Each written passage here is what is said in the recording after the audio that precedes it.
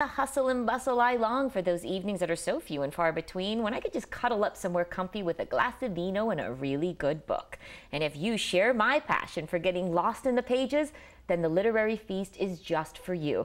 Listen guys, no need for a box of chocolate and a dozen roses, hint hint honey, just a couple of tickets to this event and a great American novel.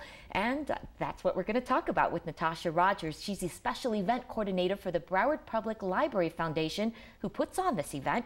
And joining her, this is a treat, is featured author of Literary Feast, Layla Cobo. They join us now. Welcome.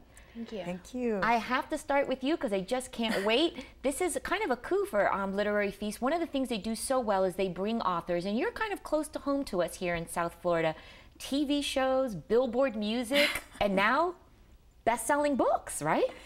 Well, I hope I had a good first one, and this is the second one, and I hope it does go on to sell super well, becomes a movie, and then Natasha and the Broward Literary Feast will be responsible for part of that success, so I'll be thrilled. I think it would be terrific. And what I love about Literary Feast is those that are into the world of literature and those that hope someday maybe that they will, start a career, get to touch the authors. We get an opportunity to sit with people like Layla with all of her experience and ask questions, and she'll let us ask her anything, right?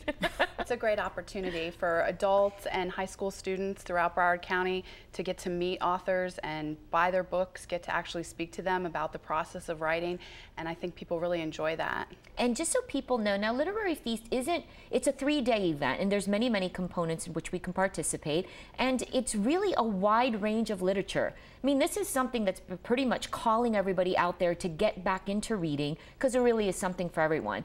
In addition to Layla's book, which you want to tell us the little premise of the news story? I mean, I know what it is, but you should sell it. Well, it has nothing to do, as you said, I work for Billboard. I'm in charge of everything Latin for them, and I write about Latin music, and I coordinate the Billboard Latin Music Awards, and this part of my life has nothing to do with that. I write about people and families and mothers and daughters and sons and relationships and forbidden loves and things that are sometimes very melancholy, but also very beautiful, I hope. Right. And this new book, which is called The Second Time We Met, and it's right here, is about this young girl in Colombia, where I'm from, and when she's 16, she gets pregnant, and it's not quite the right pregnancy, and she gives up her little boy for adoption, and he gets adopted by a family in the States, in California, and then she remakes her life, and 21 years later, he comes along looking for her, and he can't find her. He can't find this woman, and so the story's about her life, what she did with it, and his search for her, and of course his adoptive parents in California, who he's very close to, and it's all these dynamics of these 3 people. And that's just one example of the many, many, many genres you touch. Before we started the show, you were explaining to me that we have everything from mysteries and kind of psychological things and thinking books and funny tales, and pretty much everything runs the gamut, right? Definitely. One of our most popular books this year is Charles Mann's 1493. It was voted by Time Magazine as the best nonfiction book of the year. It's very interesting. It's a little bit more textbook than some light reads, but we've got those as well. We also have a business book written by an NSU professor, Barry Burns, and it's everything I learned about business. I learned from the Grateful Dead.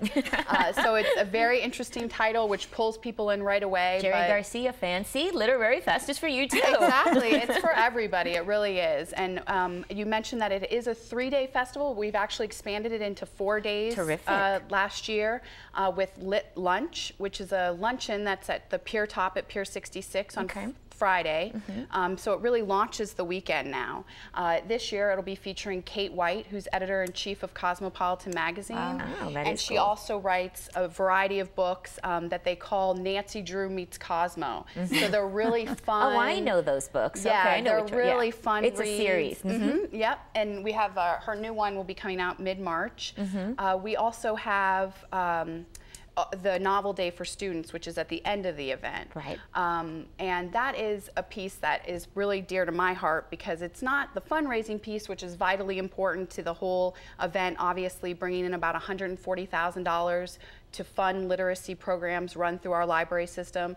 But the monies raised also allows us to bring amazing authors into the local high schools and talk to children who may want to be writers, or maybe they don't know what they want to do, and they can talk to these writers about what it's like to be a writer, the process that they go through, and it allows them to connect their everyday education with a possible career, and they can see how doing well in school can lead to something else in life, which I think is very important. And that's what this is all about. It's about reconnecting people with stories and the people that write them. It's not a dying art form. No matter what format you read it, there's still a requirement for authors. And of course, to explain to everybody, and hopefully some of our more benevolent or people right now who are able to be a little more generous should hear about Literary Feast. It's night of dinners. I mean, when else do you get an opportunity to have dinner with your favorite